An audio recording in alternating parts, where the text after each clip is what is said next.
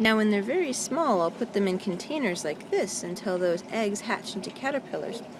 And when they do, I put them in their own container and they start to grow up. Here, as you can see.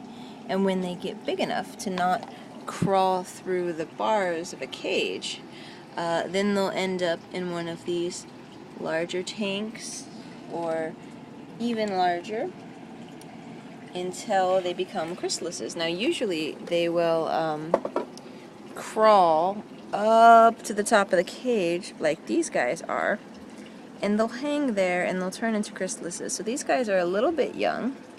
They're not all the way grown up.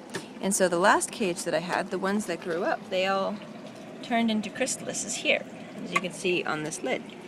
And then, so what I do when they're like that is I take some thread and I take them off and I tie them and I put them onto this little tree here. It's actually a young milkweed that they ate all of the leaves off of, so I had to trim.